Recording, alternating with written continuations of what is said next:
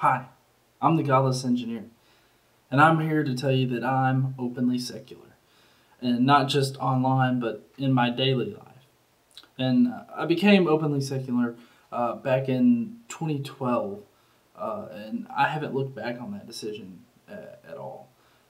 It has opened up a whole new world to me, full of friends and community.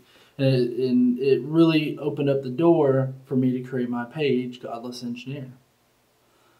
I found myself commenting on things on social media with my new worldview that angered some of my friends and family members because they weren't secular. They were religious. I live in the Bible Belt, northern Alabama, so pretty much all of my family members and friends that I had were religious. And so this new worldview that I had really clashed with theirs. And some of the things I said made them very angry. And this led me to create my page, Godless Engineer, as an outlet for me to be secular. But that became kind of my mask that I wore, at least online. But that didn't prevent me from being openly secular in my daily life. I would regularly insert myself into religious discussions that were being had at work, and I would insert my opinions. And at first I was very terrified of this. I was terrified to interject my opinions into these conversations because they were so radically different than everybody around me. But I did it anyways, because the only way that you can get past that kind of fear is to face it head on. And so that's exactly what I did. I faced it head on. I challenged people in my daily lives. I challenged their ideas. I educated them a little bit on what the Bible says and you know where we get our morals, and as I read up on a lot of secular material. But after a while, I got comfortable with myself. That terror that I felt melted away, and I didn't feel that anxiety when I went to add my opinion to these conversations. And I found myself being more in control, less emotional, and more just stating my opinion and listening to others.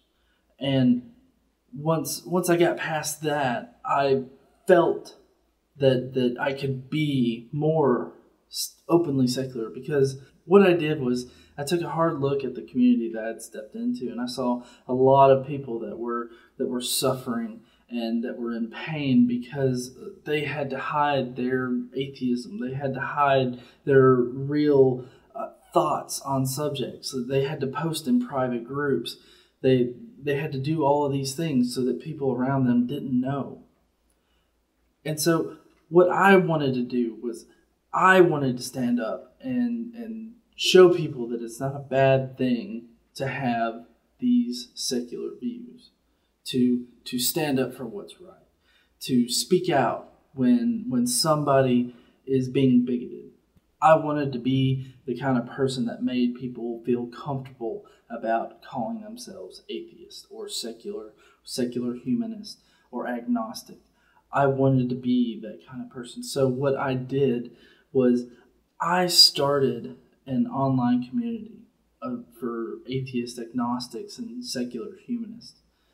And I created this group that has just grown exponentially and has really become kind of an extended family. And through this group, I've been able to help a lot of people. So I was able to do that, but not only that, but on my actual page, I was able to actually remove that mask and start posting more personal things, like starting my YouTube channel and doing videos and responses and whatnot, and getting those seen.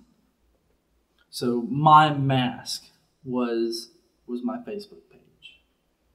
And earlier this year, at the end of last year, I removed that mask. I now find myself surrounded by amazing people that help each other out when their fellow secularists are down.